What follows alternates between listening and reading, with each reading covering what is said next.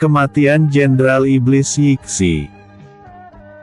Nincu benar-benar sangat terkejut dengan apa yang dilihatnya. Jika melihat dari sudut pandang logika seorang manusia, seharusnya Jenderal Iblis Yixi sudah mati dengan tubuh terpotong-potong, tapi kenyataannya sang Jenderal Iblis masih berdiri kokoh tanpa sedikit pun luka di tubuhnya.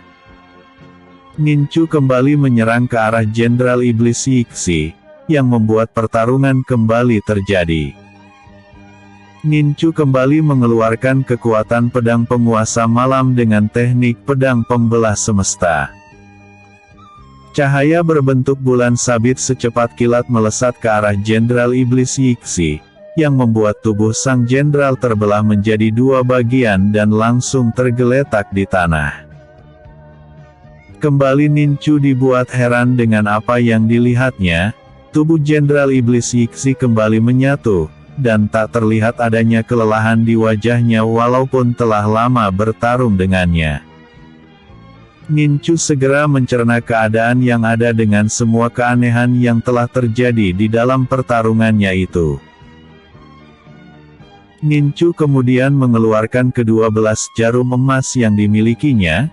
Dengan menggunakan kekuatan menembus dimensi, Nincu langsung melesat sedekat mungkin dengan Jenderal Iblis Yixi, dan melesatkan kedua belas jarum emas ke tubuhnya. Kedua belas jarum emas melesat tepat ke titik saraf yang berada di tubuh Jenderal Iblis Yixi. Akan tetapi kedua belas jarum emas itu tak memberikan sedikit pun efek yang dapat melukai sang Jenderal Iblis. Melihat hal itu, Nincu kemudian tersenyum karena telah mengetahui trik dari sang Jenderal Iblis. Mata langit Nincu diperkuat untuk melihat ke arah tubuh sang Jenderal Iblis. Tubuh Jenderal Iblis Yixi terlihat oleh Nincu tengah berselimutkan asap hitam tipis, dan asap itu menyebar ke udara dan menuju ke suatu tempat yang tak bisa dilihat oleh mata langit Nincu. Dengan cepat Nincu melesat secepat menuju ke arah asap hitam tipis yang menuju ke suatu tempat, dan benar saja setelah mengikuti asap hitam itu cukup lama, Nincu pada akhirnya sampai ke sumber asap hitam itu berada. Di sana Jenderal Iblis Yixi tengah duduk bersila, dan pada saat Nincu ingin mendekat ke arahnya maka tubuh lain dari Jenderal Iblis Yixi telah menyerangnya. Dengan cepat Nincu menghindar, dan melakukan serangan balik ke arah replika tubuh Jenderal Yixi, hingga pertarungan pun kembali terjadi. Jenderal Iblis Yixi perlahan membuka matanya, dia pun lantas mengeluarkan aura kuat di tubuhnya, dan ikut menyerang ke arah Nincu. Bertarung 2-1 tak membuat Nincu terpuruk. Dia bahkan bisa mengimbangi semua serangan-serangan yang dilakukan Jenderal Iblis Yixi padanya, dan bahkan Nincu mulai dapat menguasai keadaan dengan membuat lawan tarungnya sedikit demi sedikit mulai terdesak.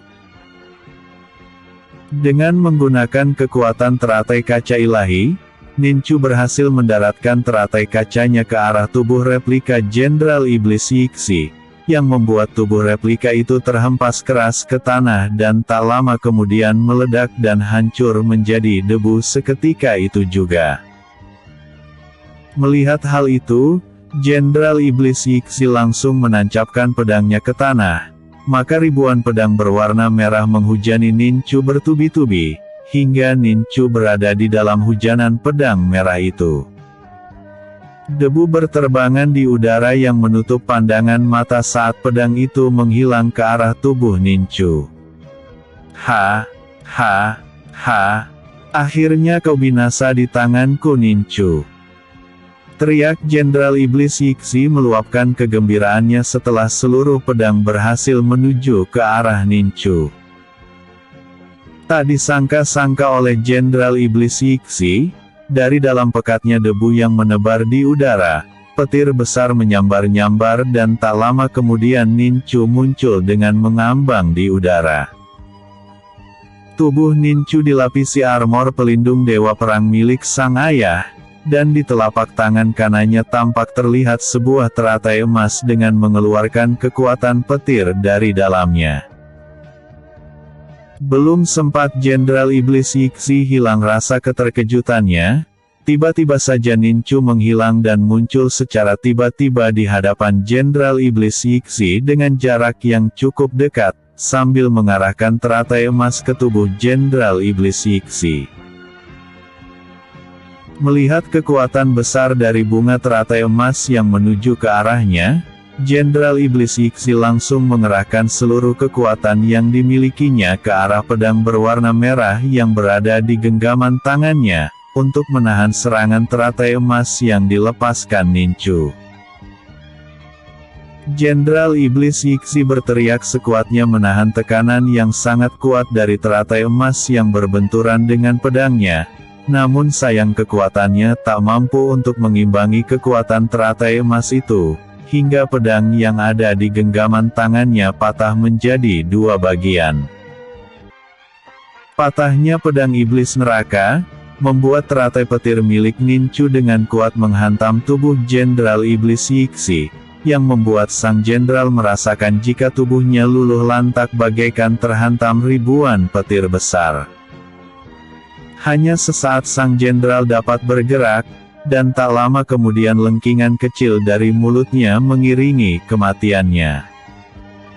Wuxian yang sedari tadi berada di tempat itu, langsung melesat cepat menyambar tubuh Jenderal Yixi, dan membawanya pergi dari tempat itu.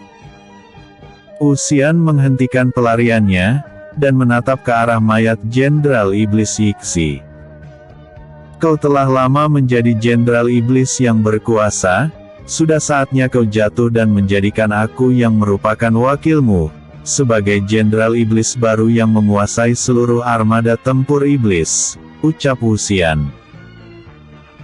Dengan kekuatan barunya, Wuxian menyerap seluruh kekuatan yang berada di dalam tubuh Jenderal Iblis Yixi, hingga tubuh sang jenderal perlahan-lahan menghilang seiring asap hitam yang mengepul di sekitar bekas tubuhnya berada. Aku tak menyangka kekuatan Jenderal Iblis Yixi sekuat ini, dan sekarang kekuatan itu telah menjadi milikku, ucap Wuxian dengan tawanya. Sementara itu Ninchu dapat membebaskan kaisar dan putra mahkota yang disekap, dan menceritakan semua yang terjadi di istana merupakan ulah pangeran kedua, untuk memuluskan rencananya menjadi kaisar di Kekaisaran Mutiara Hidup. Kaisar begitu sangat geram atas apa yang dilakukan pangeran kedua, dia tak menyangka jika pangeran kedua tega melakukan itu semua, yaitu mengadu domba dirinya dan putra mahkota, sehingga sang kaisar akan membuat rencana baru untuk membersihkan namanya dan putra mahkota dari keburukan di mata penduduk negerinya. Bersambung. Episode sebelumnya, licik. Episode berikutnya, persiapan. Hormatku Jenderal Wuxian, ucap seorang perwira iblis sambil bersujud satu kaki di hadapannya. Bangkitlah perwiraku. Tak lama kemudian Jenderal Wuxian menghantamkan telapak tangannya ke depan, maka sebuah cahaya merah darah langsung keluar dari dalam telapak tangan sang jenderal dan langsung tertuju ke arah sang perwira. Sang perwira kemudian berteriak keras merasakan adanya pergolakan hebat di dalam tubuhnya. Zelap, zelap, zelap. Kedua belas jarum emas keluar dari dalam tubuh sang perwira, dan tak lama kemudian perwira itu pun ambruk ke tanah dan tak sadarkan diri. Wuxian meraih jarum emas yang berada di tanah, kemudian menggenggamnya hingga hilang menjadi gumpalan asap merah. Wuxian menatap kosong ke depan, dan mengingat kembali kematiannya yang sangat tragis, dan bagaimana perjuangan Jenderal Iblis Yixi untuk membangkitkannya dengan menghadap kepada Dewa Iblis kuno untuk meminta pil kehidupan yang hanya tersisa beberapa butir saja. Jenderal Iblis Yixi. Kau telah sangat berjasa bagiku karena aku dapat bangkit kembali dari kematian. Akan tetapi dengan keberadaanmu sebagai jenderal nomor 1, hal itu akan menghalangi langkahku untuk menguasai pasukan iblis secara keseluruhan. Saat ini dengan adanya kematianmu yang tak bisa dihidupkan kembali, aku akan membuat perang besar ini akan segera terwujud, dan dendamku pada Ninchu akan segera terlaksana, batin Jenderal Wuxian. Jenderal Wuxian kemudian menyadarkan perwira tingginya, kemudian membawa perwira tinggi itu untuk menemui Dewa Iblis kuno dan Raja Iblis yang berada di Menara Cahaya, jauh di dalam hutan yang tak terjamah tangan manusia. Sementara itu Ninchu, Kaisar dan Putra Mahkota, kembali ke Istana Mutiara Hidup. Pangeran kedua yang menyamar sebagai Putra Mahkota dengan sengaja melakukan hal buruk kepada penduduk kota untuk memuluskan rencananya menghancurkan kewibawaan Putra Mahkota, pada akhirnya tak berkutik saat melihat Kaisar dan Putra Mahkota berada di hadapannya yang disaksikan seluruh penduduk kota. Mengapa bisa terjadi hal seperti ini? Mengapa ayah dan putra mahkota bisa berada di tempat ini? Celaka. Hal ini akan berdampak buruk padaku. Aku harus segera pergi dari tempat ini, batin pangeran kedua. Kau ingin pergi kemana pangeran? Kau harus mempertanggungjawabkan semuanya telah kau lakukan di kekaisaran ini, karena dirimu kekaisaran Mutiara Hidup dalam kemelut, ucap Ninchu yang mengetahui apa yang ada di dalam pikiran sang pangeran. Siapa kau? Berani sekali kau berkata tak sopan seperti itu kepadaku. Aku pasti akan memenjarakanmu di penjara paling kejam di Istana Mutiara Hidup. Bentak sang pangeran. Namaku Ninchu, dan orang-orang di wilayah Kekaisaran Phoenix sering memanggilku dengan gelar Kaisar Phoenix, jawab Ninchu dengan menatap tajam ke arah sang pangeran. Mengetahui jika di hadapannya merupakan Kaisar Phoenix, membuat sang pangeran langsung melesat untuk melarikan diri.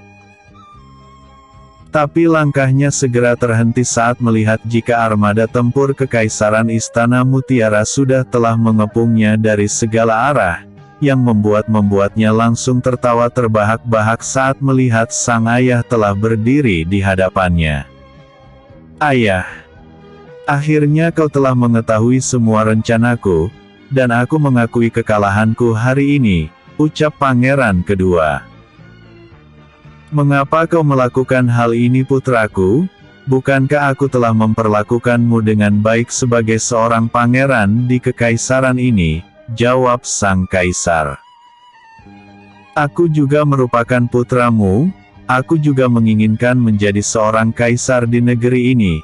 Aku pasti akan menjadi seorang kaisar jika kalian berdua telah mati. Raja Iblis telah menjanjikan hal itu padaku, maka aku bersekutu dengan Iblis dan menjadi Iblis. Aku akan terus menjalankan rencanaku untuk membunuh kalian berdua. Ucap pangeran kedua.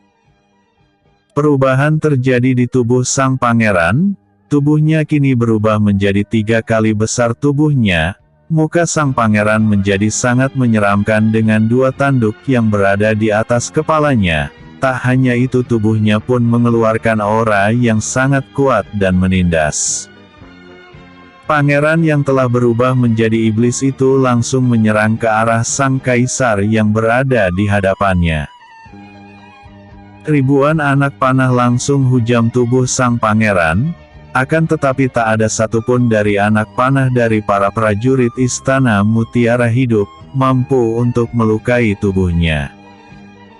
Tubuh sang pangeran layaknya besi baja, yang sama sekali tak bisa tertembus oleh anak panah yang menuju ke arahnya.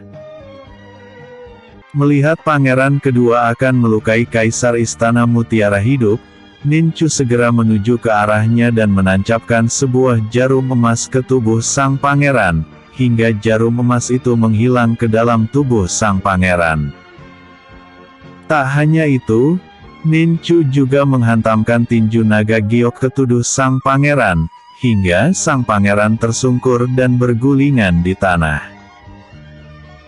Melihat jika berdirinya tak akan mampu menghadapi Kaisar Phoenix dan seluruh pasukan mutiara hidup, sang pangeran memilih untuk pergi meninggalkan tempat. Kaisar Xiuyunga, perintahkan kepada seluruh pasukanmu untuk menghentikan penyerangan kepada pangeran kedua, karena aku mempunyai rencana mengenai pelariannya ini, ucap Ninchu. Sang kaisar tanpa berpikir panjang langsung mengikuti perkataan dari Kaisar Phoenix. Dengan mengangkat tangannya tinggi-tinggi maka seluruh jenderal yang melihat hal itu langsung menghentikan pasukannya dalam menyerang dan memburu pangeran kedua. Di tempat lain, Wuxian dan perwira tinggi iblis yang bersamanya datang menghadap kepada Dewa Iblis kuno dan Raja Iblis untuk melaporkan kematian Jenderal Iblis Yixi. Yang mulia Dewa Iblis kuno dan Raja Iblis. Kabar buruk telah terjadi, Kaisar Phoenix telah membunuh Jenderal Iblis Yixi dan menghancurkan roh jiwanya hingga tak dapat dihidupkan kembali, ucap Wuxian. Raja Iblis segera berdiri dari duduknya, amarahnya segera meluap saat mengetahui jika Ninchu telah membunuh jenderal terkuat yang dimilikinya, sehingga sang Raja Iblis meminta kepada Dewa Iblis kuno untuk segera melakukan penyerangan kepada ras manusia. Yang mulia Tuanku Dewa Iblis kuno, Kaisar Phoenix telah membunuh salah satu kekuatan besar yang kita miliki, dan kita harus segera membalasnya.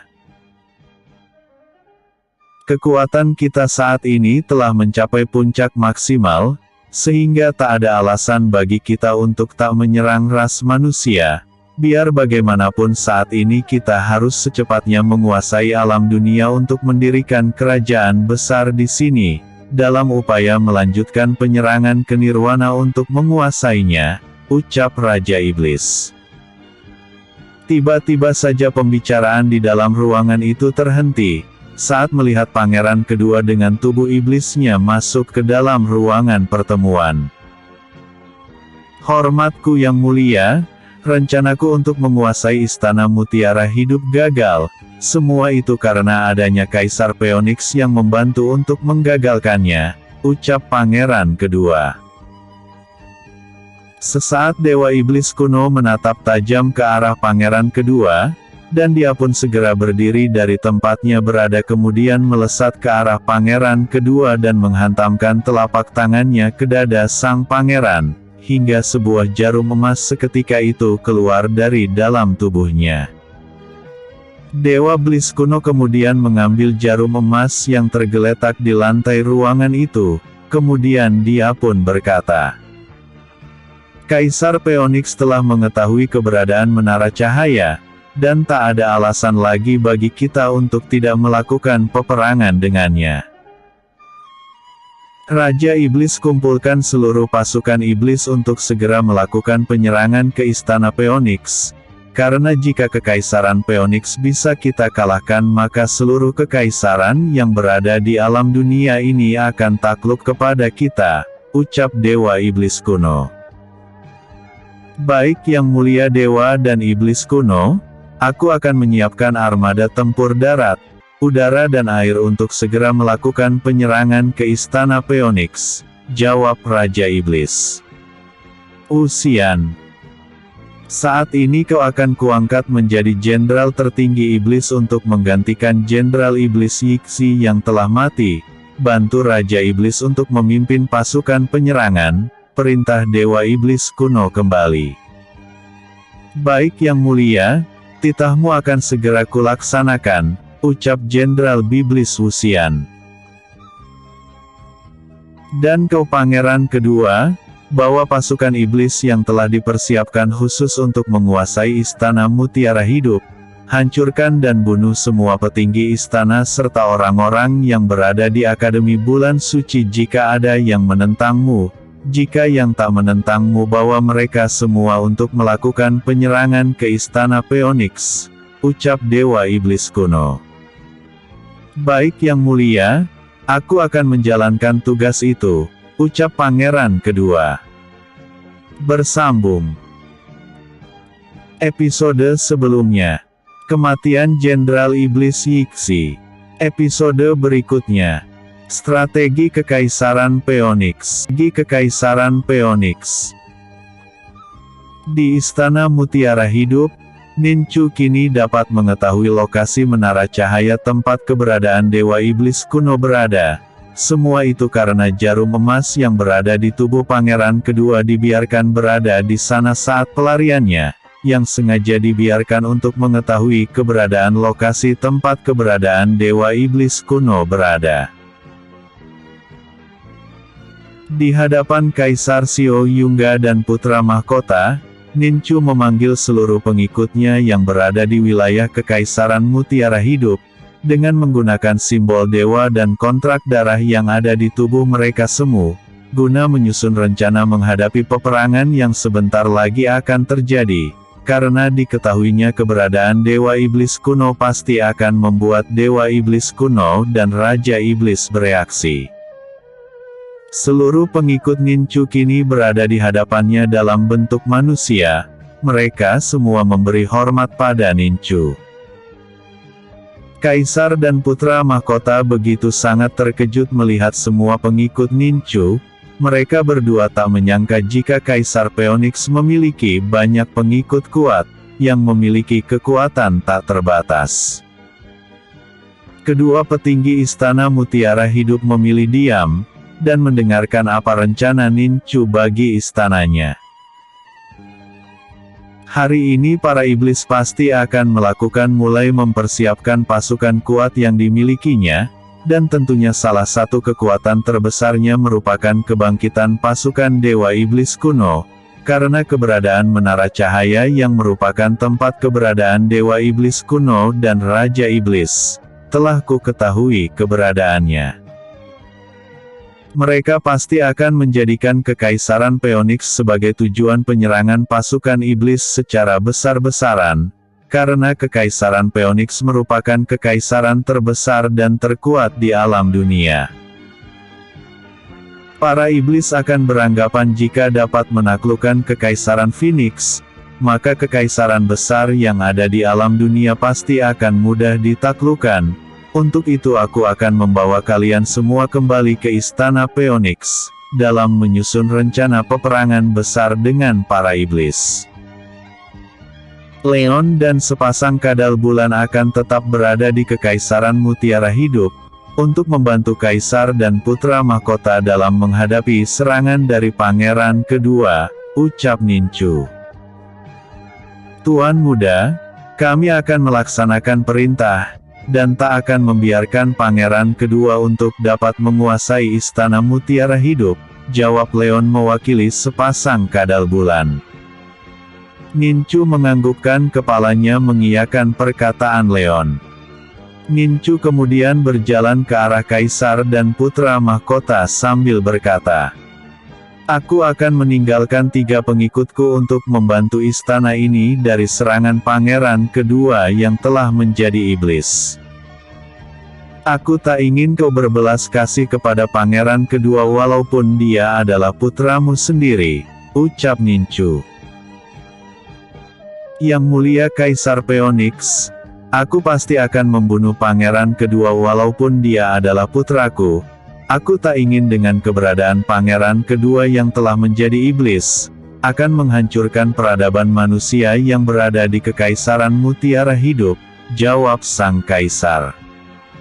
"Bagus. Aku yakin Istana Mutiara Hidup akan dapat memenangkan pertempuran dengan Pangeran kedua, dan aku berharap setelah istana ini memenangkan pertempuran yang terjadi, armada tempur Istana Mutiara Hidup dan seluruh alkemis yang berada di wilayah ini, akan membantu peperangan besar yang terjadi antara Kekaisaran Phoenix dengan para pasukan iblis," ucap Ninchu.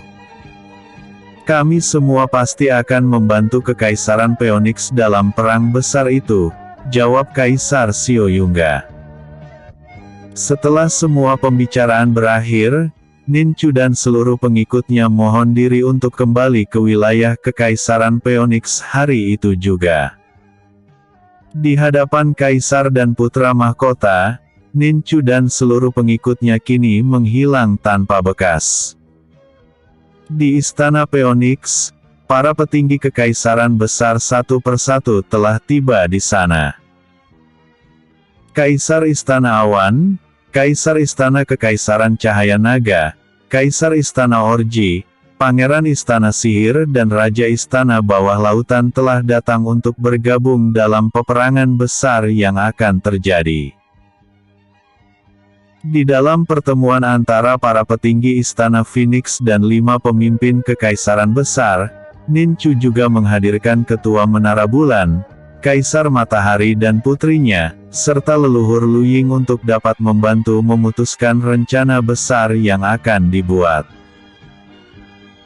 Satu persatu para pemimpin mengutarakan apa yang ada di dalam pikiran mereka mengenai rencana Kekaisaran Phoenix dalam menghadapi para iblis, namun tak satupun rencana dari para petinggi Kekaisaran yang membuat Ninchu merasa puas. Hingga Putri Xiang'er ikut memberikan pendapatnya. Di sini Putri Xiang'er yang telah menjadi istri sah Ninchu, tak sedikit pun mengatakan statusnya kepada mereka semua yang ada di dalam ruangan itu, karena sang putri tak ingin adanya masalah baru yang akan terjadi jika dia mengatakan statusnya sebagai istri Ninchu. Putri Xiang'er tahu jika para wanita cantik yang ada di dalam ruangan itu merupakan para kekasih suaminya. Menurut pendapatku semua saran dari para petinggi Kekaisaran yang telah bergabung bersama Istana Phoenix semua baik guna mengantisipasi serangan para iblis. Kita tak bisa langsung menyerang para iblis yang berada di perbatasan. Karena hal itu akan membuat korban di pihak kita pasti akan banyak berjatuhan, mengingat pasukan iblis kuno merupakan pasukan yang abadi yang akan hidup kembali walau kita telah membunuhnya.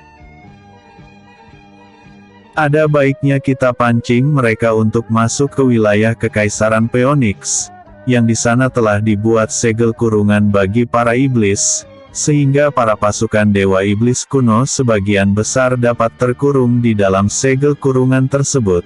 Setelah itu gunakan armada tempur udara yang telah bersembunyi di awan untuk memukul mundur pasukan iblis, ucap Putri Xiang'er. Bagaimana jika pasukan darat para iblis datang bersama pasukan udara yang mereka miliki? Tanya Kaisar Ansher. Para iblis tak mungkin datang bersama pasukan terbangnya, karena para iblis mempunyai perhitungan dalam penyerangannya kali ini. Mereka akan menyerang menggunakan kekuatan kecil hanya untuk menguasai wilayah perbatasan untuk sebagai tempat mereka menempatkan pasukan besarnya, jawab Putri Xiang'er. Semua orang yang berada di dalam ruangan itu begitu kagum dengan kecerdasan Putri Xiang'er dalam memberikan saran bagi mereka semua, yang membuat Ninchu langsung menyetujui saran sang putri. Ninchu kemudian mengangkat Putri Xiang'er sebagai pemimpin strategi perang bagi Kekaisaran Phoenix, mengingat semua saran dan strategi perang yang diutarakannya masuk akal. Sampai-sampai dia memiliki cara tersendiri untuk menghancurkan kekuatan laut pasukan iblis yang akan menuju ke wilayah Kekaisaran Phoenix, dengan strategi yang disusun dengan sangat baik sehingga Raja Atlas langsung menyetujui strategi perang lautan itu. Setelah semua pembicaraan dapat disepakati bersama maka Ninchu kemudian membagi seluruh pengikutnya untuk menepati arai pelindung di 4 mata angin di wilayah Kekaisaran Phoenix. Arai pelindung di sisi utara Tensi dan Kurama yang menempatinya, mereka akan dibantu pasukan serigala iblis kuno dari alam reruntuhan serta para binatang roh yang dapat ditaklukkan oleh Tensi, untuk mengantisipasi serangan para iblis yang akan menyerang dari sisi utara, dan juga akan dibantu oleh pasukan terbang dan darat Istana Awan. Arai pelindung dari sisi barat akan ditempati Kaisar Ansher dan juga Pangeran Istana Sihir, untuk mengantisipasi serangan iblis dari sisi barat. Arai pelindung di sisi timur akan ditempati Ketua Menara Bulan, Kaisar Matahari, leluhur Luying, leluhur Yeyi serta ular piton lahar api dan Virgion. Sengaja Nincu menempatkan kekuatan besar di sana karena sisi timur sangat berpeluang besar untuk diserang lebih awal oleh pasukan iblis. Arai pelindung sisi selatan akan ditempati oleh pasukan besar Kekaisaran Cahaya Naga, beserta para petinggi Istana Phoenix, untuk mengantisipasi serangan iblis yang datang dari selatan. Sementara 10 pemilik simbol dewa, Jenderal Jatayu, Jenderal Gonglang, serta Putri Xiang'er akan berada di garda depan dengan pasukan kuat yang dimiliki Kekaisaran Phoenix.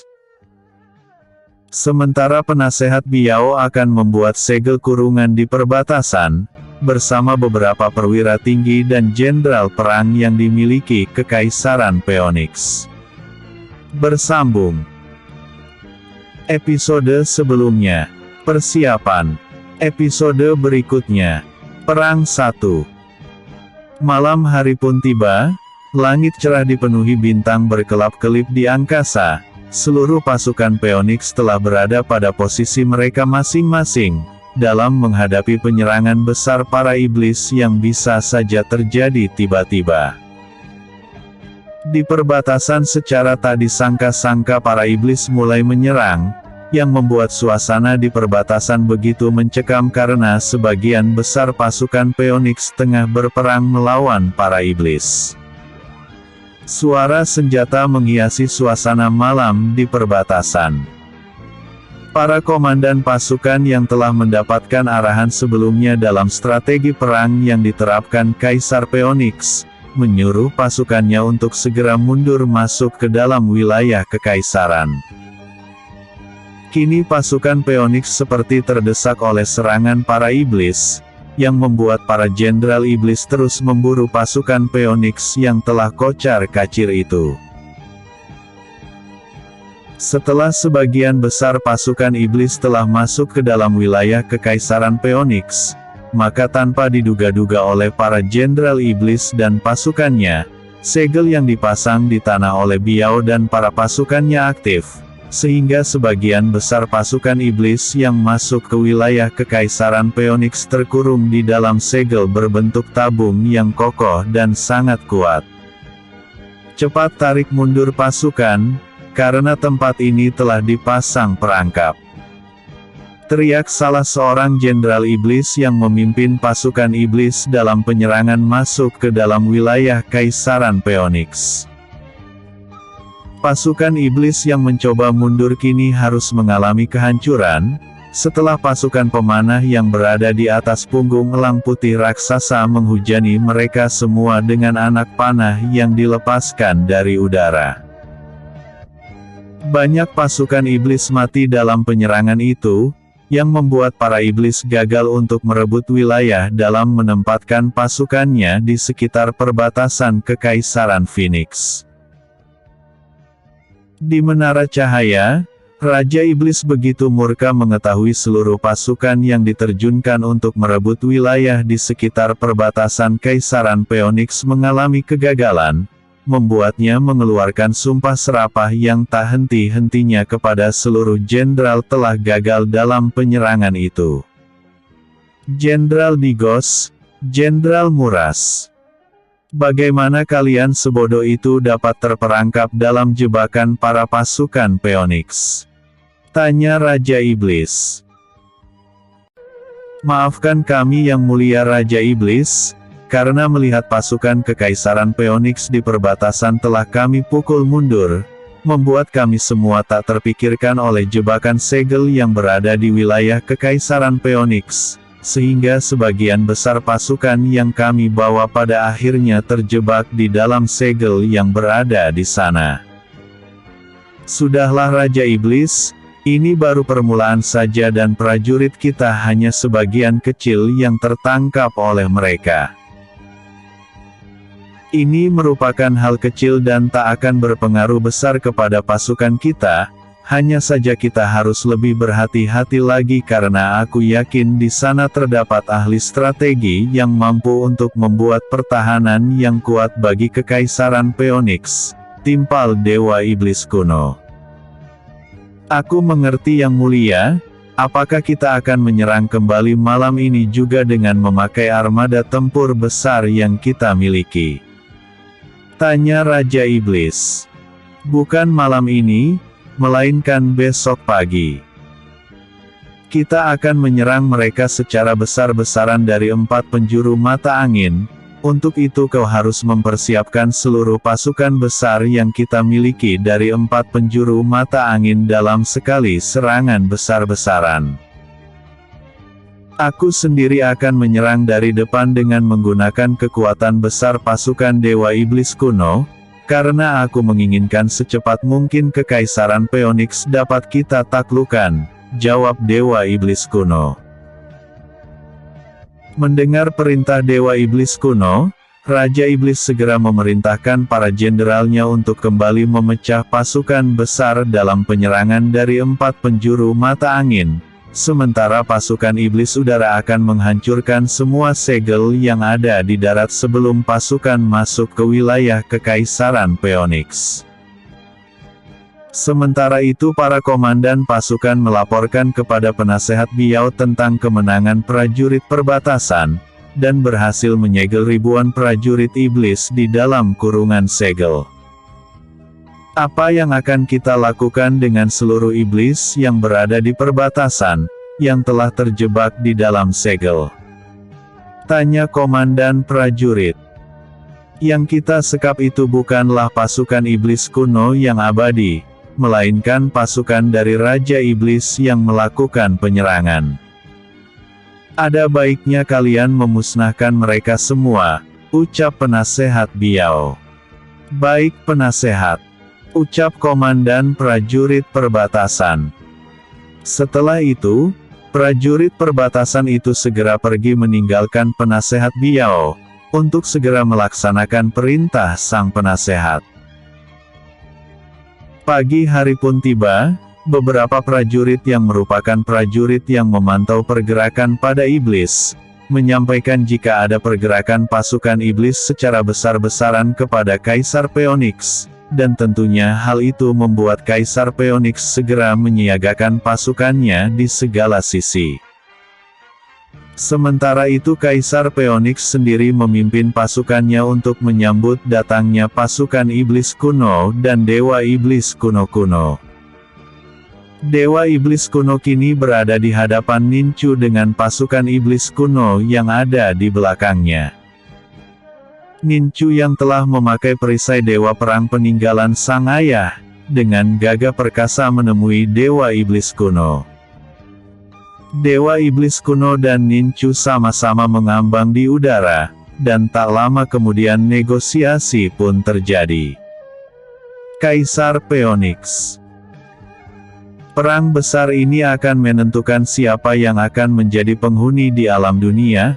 Aku akan sedikit bertoleransi jika kau mau tunduk di bawah kekuasaanku, maka aku akan berbelas kasih untuk tak menghancurkan ras manusia yang berada di alam dunia ini, ucap Dewa Iblis kuno.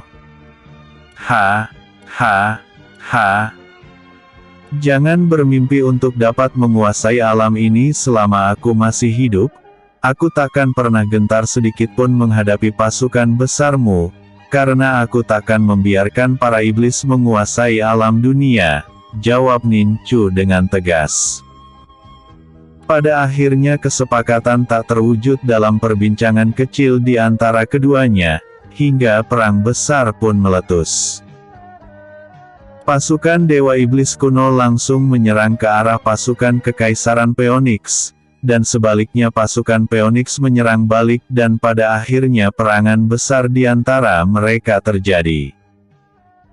Nincu kini bertarung dengan Dewa Iblis kuno di udara, sementara Raja Iblis menghadapi ke-10 pemilik simbol dewa. Dua pusaran besar di langit pun tercipta, dari pihak Dewa Iblis kuno mengeluarkan pasukan terbangnya dari dalam pusaran, sementara dari pihak Kaisar Phoenix mengeluarkan para naga bersayap yang kini menjadi sahabat Nincu. Petir terus menyambar-nyambar di langit, yang membuat suasana semakin mencekam. Di sisi utara, arai pelindung berhasil menghancurkan para iblis yang mencoba mendekat dengan adanya petir besar yang keluar dari puncak arai, yang membuat para pasukan iblis sangat sulit untuk menembus sisi utara Istana Phoenix, apalagi dengan adanya Tensi dan Kurama di sana yang membuat blok utara semakin kokoh dan kuat. Tensi dan Kurama bertarung secara bersama-sama menghadapi Jenderal Iblis Digos yang mencoba masuk dari sisi utara, hingga pertarungan di antara mereka terjadi untuk saling mengalahkan. Jenderal Iblis Digos yang merupakan Jenderal Iblis di masa lalu masih begitu sangat kuat bagi keduanya, hingga secara perlahan-lahan kedua pengikut Nincu mulai mengalami kesulitan untuk mengalahkan Jenderal kuat Iblis dari masa lalu itu. Bersambung. Episode sebelumnya. Strategi Kekaisaran Phoenix. Episode berikutnya. Perang 2. Naga Giok. Perang 2. Tembakan bola energi dari mulut Kurama dan Tensi memang bisa menghancurkan para pasukan iblis yang dipimpin oleh Jenderal Iblis Digos.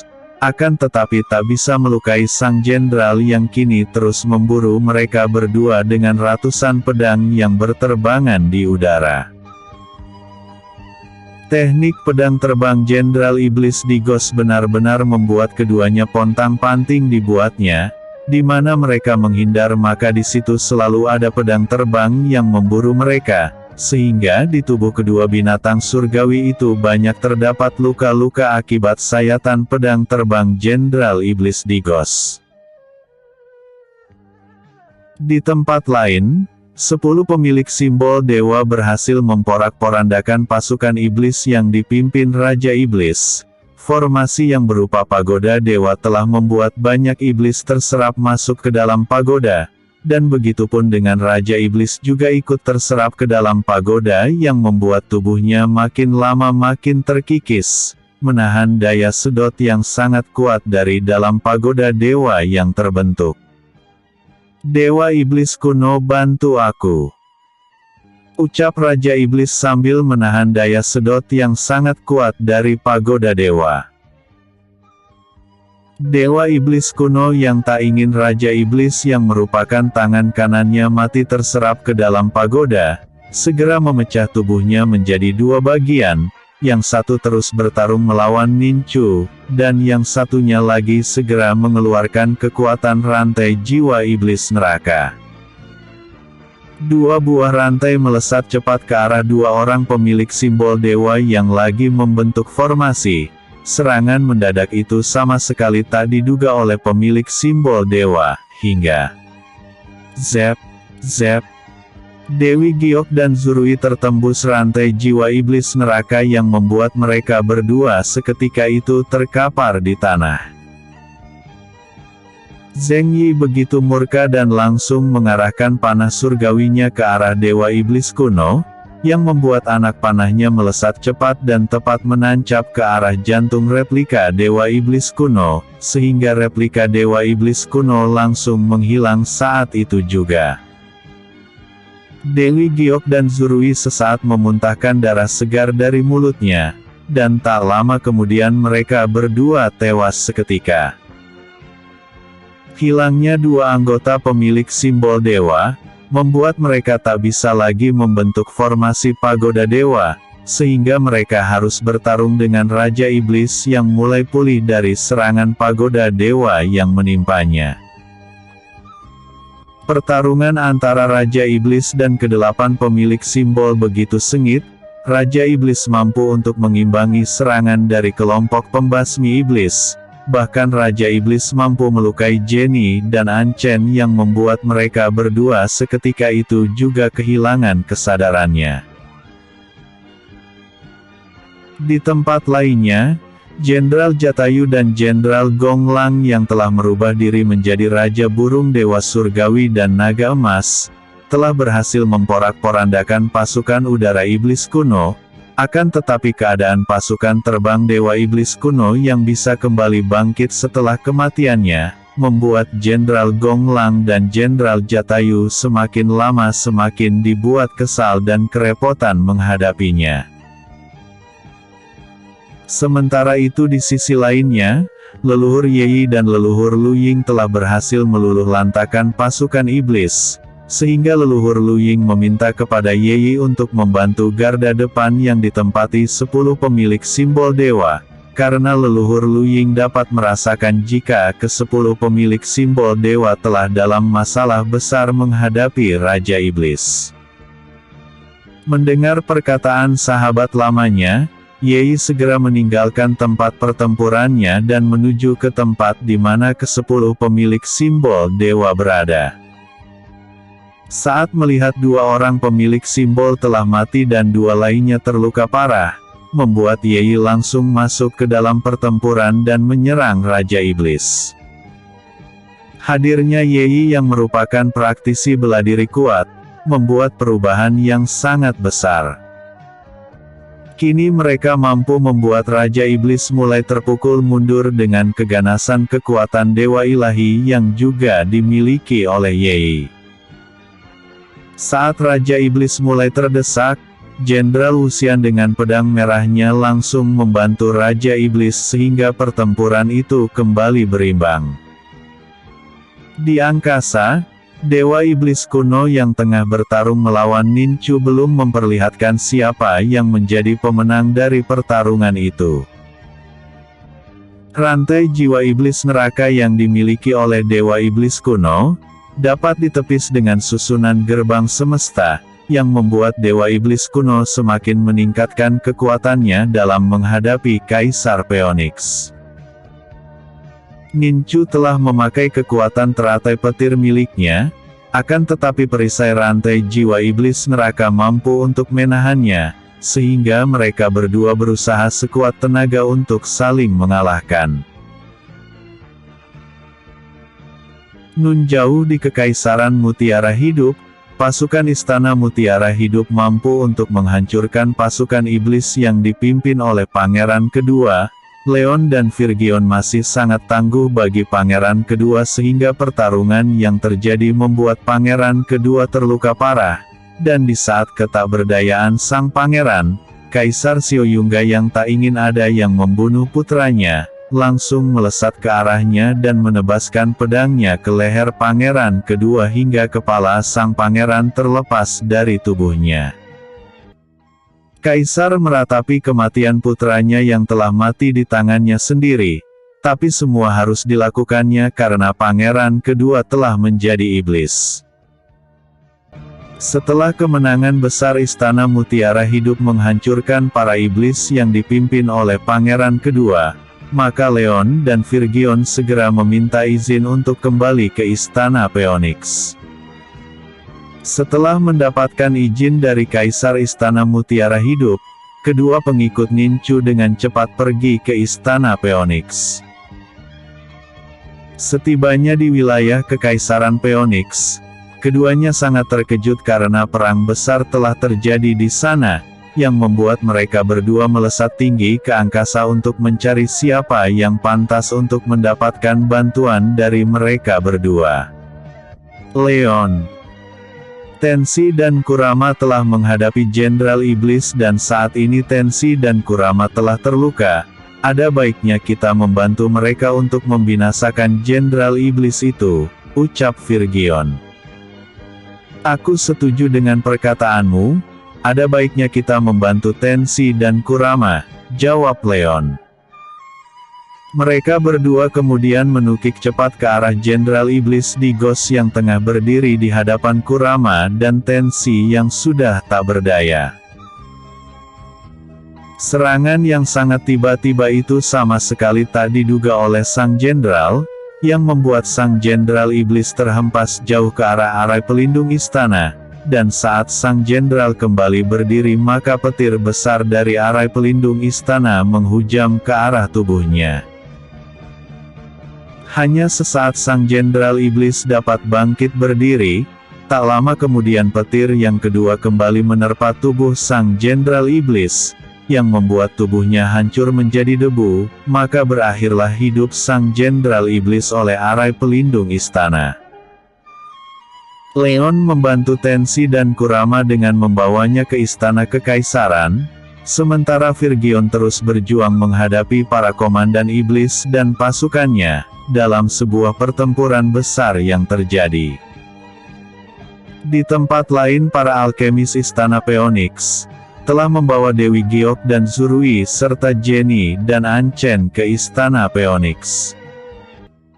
Para alkemis kekaisaran berusaha dengan berbagai cara untuk membuat Jenny dan Anchen tetap hidup, dan pada akhirnya Anchen dan Jenny dapat melewati masa kritisnya. Bersambung. Episode sebelumnya. Perang 1. Episode berikutnya. Perang 3. Perang 3. Pertempuran besar terus berlangsung. Hujan anak panah seperti tak ditakuti lagi oleh kedua kubu yang tengah berperang.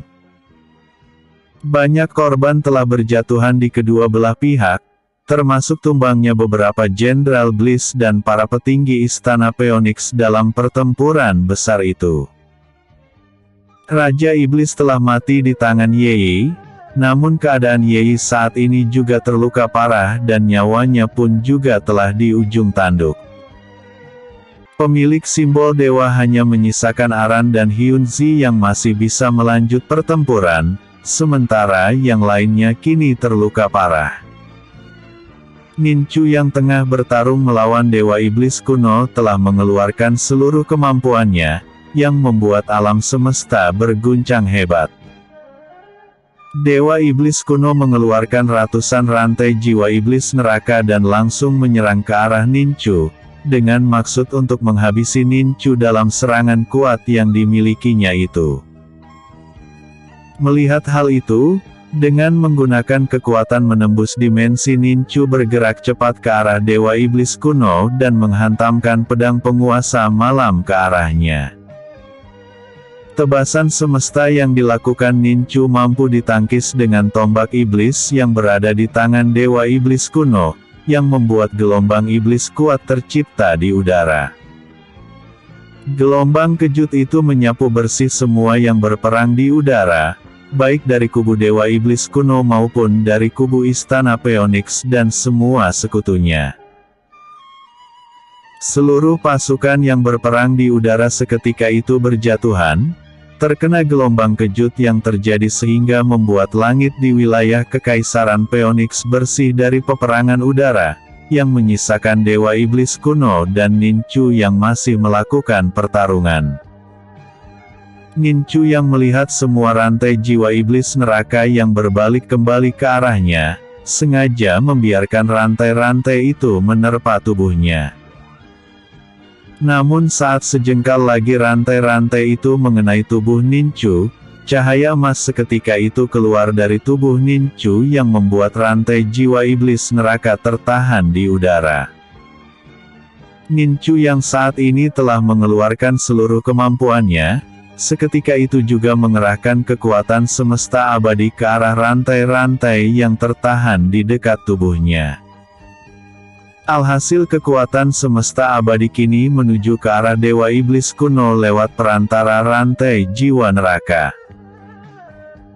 Dewa Iblis kuno yang menyadari jika rantai Dewa Iblis neraka miliknya telah dikuasai oleh Ninchu, segera menyalurkan kekuatan 8 jiwa Dewa Iblis kuno yang dimilikinya yang merupakan kekuatan terkuat yang ada padanya. Tubuh Dewa Iblis kuno kini terpecah menjadi 8 sosok raksasa yang menyeramkan.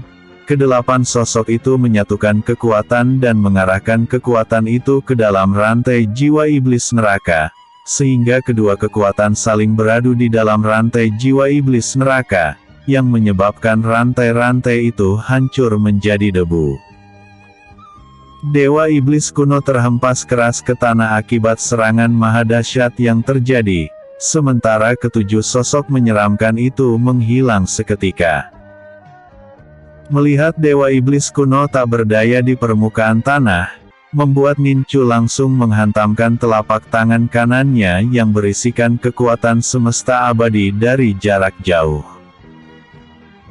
Sebuah telapak tangan raksasa tercipta, dan langsung menghantam Dewa Iblis kuno yang masih tergeletak di tanah, sehingga menciptakan jejak telapak tangan raksasa yang terbentuk di tempat keberadaan Dewa Iblis.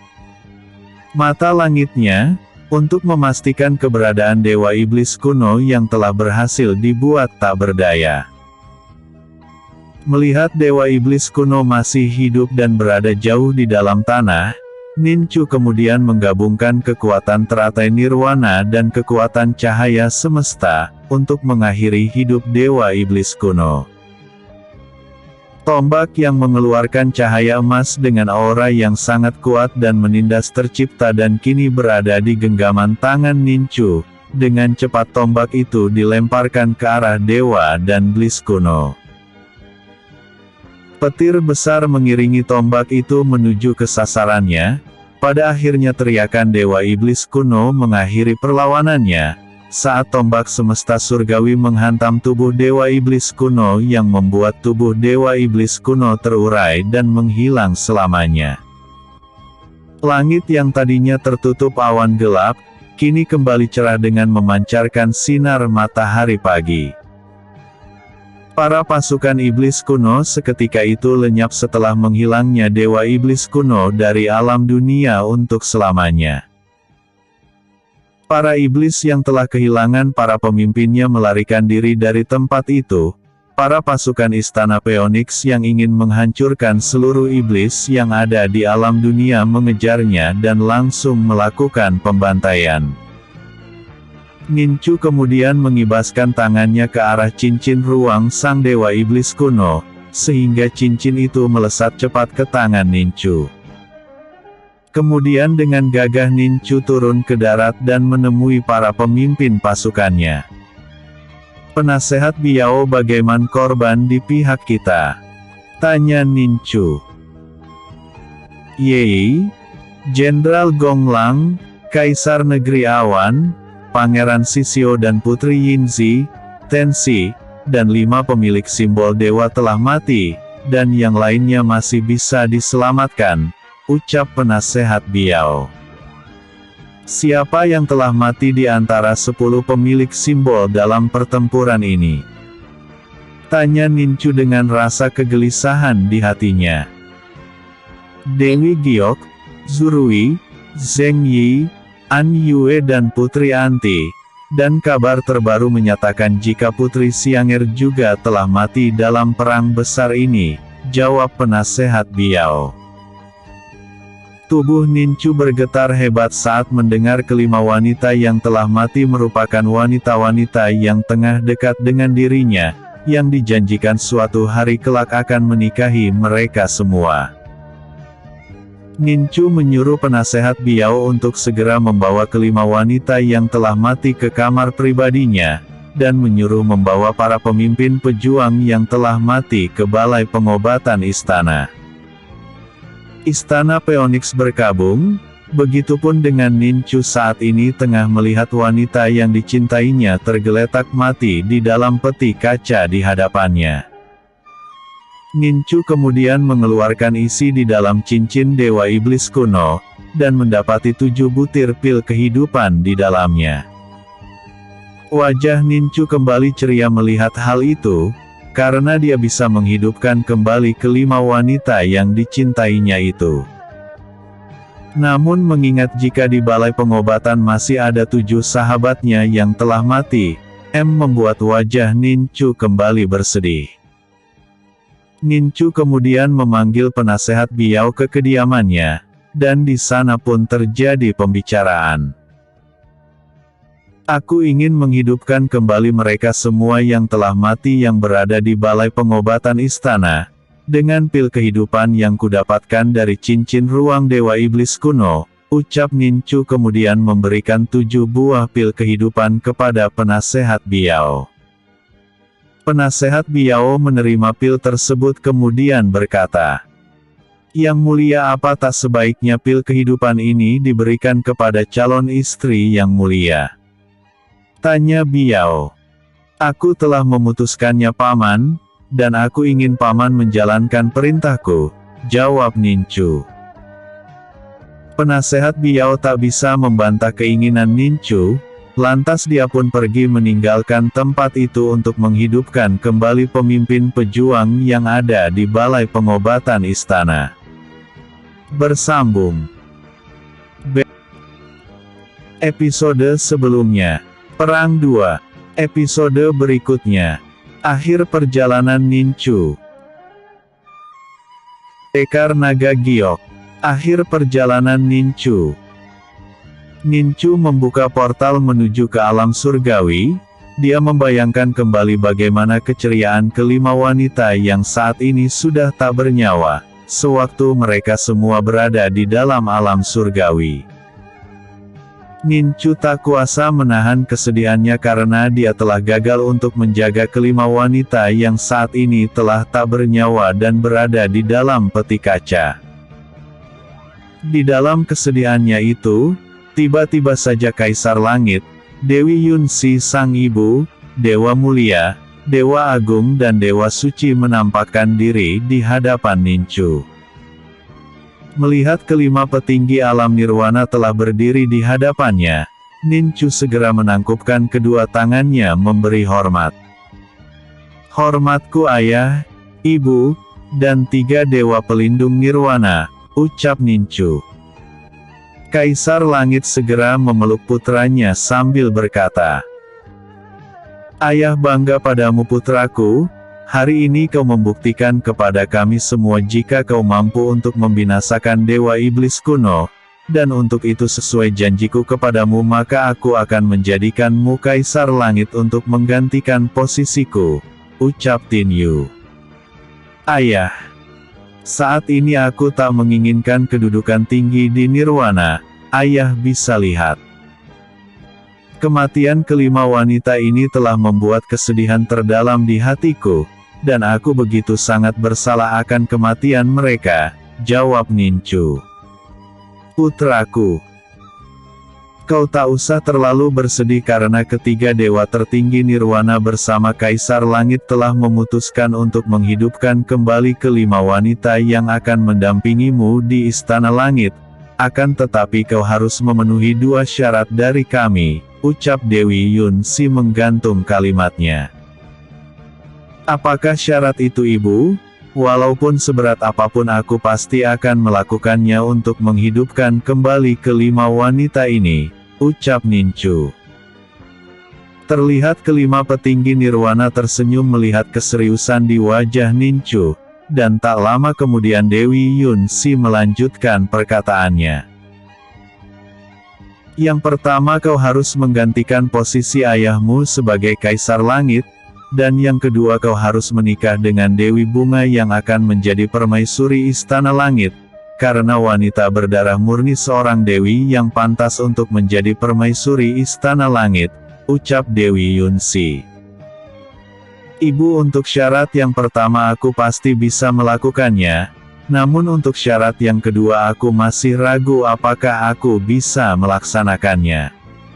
Ibu, aku dan Dewi Bunga selama ini tak saling kenal dan tak memahami sifat masing-masing. Yang kedua belum tentu Dewi Bunga dapat menerima kehadiran para wanitaku yang telah duluan memberi warna di hatiku," ucap Nincu. "Untuk masalah itu kau jangan khawatirkannya karena ibu begitu mengenal Dewi Bunga, selain cantik hatinya pun mulia sehingga membuat kami berlima bersepakat untuk menjadikannya permaisuri yang akan mendampingimu kelak memimpin Istana Langit," jawab Dewi Yunsi. "Nincu, 2 syarat itu harus kau lakukan jika kau ingin menghidupkan kembali kelima wanitamu itu, dan jika salah satu syarat kau abaikan maka kami pun takkan bisa membantu untuk menghidupkan kembali wanitamu itu," ucap Dewa Suci tiba-tiba.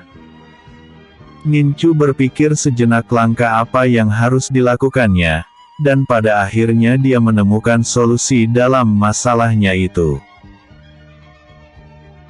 Aku akan menerima dua syarat itu namun tidak sekarang. Berikanlah aku waktu hingga aku menjadi tua dan mati di bumi.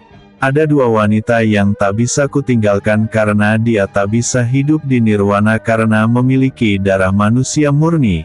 Jika aku diizinkan maka aku pasti akan kembali ke nirwana untuk menjadi kaisar langit dan menikahi Dewi Bunga, ucap Nincu. Kau seperti ayahmu yang memiliki banyak wanita, tapi aku salut kepadamu putraku, kau mampu untuk membagi hatimu dan membahagiakan mereka semua. Untuk itu aku menyetujui keinginan untuk tinggal sementara waktu di bumi, ucap Dewi Yunsi. Setelah mendengar perkataan Dewi Yunsi, Dewa Suci kemudian mengambil aura dewa yang ada pada diri Nincu, agar Nincu dapat menjadi tua dan mati, dan setelah kematian itu maka Nincu akan berada di nirwana untuk menjadi kaisar langit. Kelima petinggi istana langit kemudian menghilang bersama kelima wanita yang berada di dalam peti kaca, yang membuat Nincu dapat bernafas dengan lega karena akan kembali bertemu dengan kelima wanita yang dicintainya itu. Nincu kemudian kembali ke istana Phoenix untuk melanjutkan kehidupannya di sana. Nincu kemudian menjadikan Putri Violin dan Hyunzi sebagai istrinya, dengan tanpa membeda-bedakan status yang ada pada mereka berdua. Dari perkawinannya dengan Putri Violin, Nincu mendapatkan seorang putri cantik yang diberi nama Nin Er, dan dari perkawinannya dengan Hyunzi, Nincu mendapatkan dua orang putra kembar yang diberi nama Ninjie dan Ninju. Ninjie yang berstatus sebagai putra mahkota, akhirnya menduduki tahta kekaisaran setelah Nincu meninggal dunia, dan Pangeran Ninju memilih untuk membesarkan serikat dagang sebagai bentuk kepedulian sang pangeran terhadap apa yang telah dibesarkan sang ayah mulai dari nol, hingga serikat dagang berkembang sampai sekarang.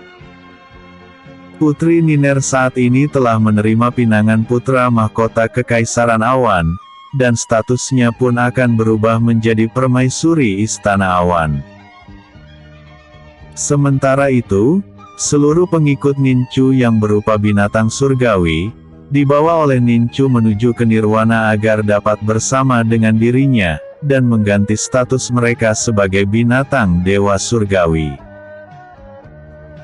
Tensi, Leon, Kurama, Jatayu, Gonglang, Yei dan Lu Ying pada akhirnya berada di nirwana, sementara Biao, sepasang kadal bulan dan ular piton lahar api, tetap berada di istana Phoenix untuk membantu kedua putra Nincu menjalankan pemerintahannya. Sementara itu Virgion memilih untuk kembali menjadi jenderal istana sihir, untuk mengabdi kepada Pangeran Sisio dan Putri Yinsi. Nincu yang telah dibangkitkan kembali kini berada di nirwana, dan hari ini merupakan hari pertemuannya dengan Dewi Bunga yang digadang-gadang sebagai permaisuri yang akan mendampinginya memimpin Istana Langit. Hari pertemuan itu pun terjadi di mana Dewi Bunga telah menunggu kehadiran Nincu di sebuah taman. Melihat seorang wanita berada di sebuah taman, Nincu segera datang untuk menghampirinya. Nincu begitu sangat terkejut saat melihat calon permaisurinya itu yang kecantikannya tiada taraf, dengan ditunjang postur tubuh yang sangat ideal serta kulit bersih menghiasi tubuhnya. Melihat hal itu Nincu menjadi kikuk sendiri, saat melihat senyuman sang dewi kepadanya. Nincu berusaha mendapatkan ketenangan di dalam hatinya, dan setelah hatinya merasa tenang Nincu kemudian berkata, "Aku tahu kita telah dijodohkan, dan tentunya aku tak ingin kau memaksakan diri untuk menjadi pendampingku, karena aku menginginkan seorang wanita yang mencintaiku apa adanya," ucap Nincu. Aku mencintaimu saat pandangan pertama, dan aku tetap akan melakukan perjodohan ini, jawab Dewi Bunga. Sesaat Nincu dapat bernafas dengan lega, namun tiba-tiba pikirannya kembali teringat kepada 5 wanita yang saat ini berada di nirwana, yang juga akan mendampingi dirinya memimpin nirwana. Aku telah mempunyai banyak istri, dan aku tak akan menyembunyikan hal itu kepadamu, ucap Nincu. Aku telah mengetahuinya, dan kelima wanitamu itu telah banyak bercerita tentang dirimu, sehingga tanpa melihatmu aku telah jatuh hati. Saat ini aku dan kelima wanitamu telah sangat akrab, dan saat ini kami semua telah mengangkat diri menjadi saudari, ucap Nincu. Rasa senang tentunya mewarnai hati Nincu, yang membuat Nincu langsung memeluk Dewi Bunga yang ada di hadapannya, hingga Nincu pun tersadar dan menarik pelukannya dari tubuh Dewi Bunga. Maafkan aku karena telah berlaku lancang kepadamu, ucap Nincu. Mengapa kau harus meminta maaf kepadaku? Bukankah sebentar lagi aku akan menjadi istrimu? Ucap Dewi Bunga kemudian mendekat ke arah Nincu dan berikan satu kecupan hangat di bibirnya. Apa yang dilakukan oleh sang Dewi, tentunya membuat Nincu merasa senang, dan pada akhirnya mereka berdua berpelukan di taman sehingga mencipta keakraban di antara mereka berdua. Tak berapa lama waktu berselang, pada akhirnya Nincu menikahi ke-6 wanita itu secara bersamaan. Dan di malam pertama Nincu sedikit kebingungan untuk melakukan kewajibannya sebagai seorang suami kepada sang istri. Dan pada akhirnya Nincu tetap menemui ke-6 istrinya di dalam satu kamar, dan malam itu dengan sangat perkasa Nincu dapat melaksanakan kewajibannya sebagai seorang suami. Hingga tak terasa pagi pun menjelang, dan saat itu Nincu baru selesai menuntaskan kewajibannya dengan wanita yang terakhir. Karena sangat letih, pada akhirnya Nincu pun tertidur lelap. Nincu pada akhirnya menjadi kaisar langit untuk memimpin para dewa dan dewi di nirwana. Dia pun hidup bahagia dengan ke-6 istrinya. Tamat.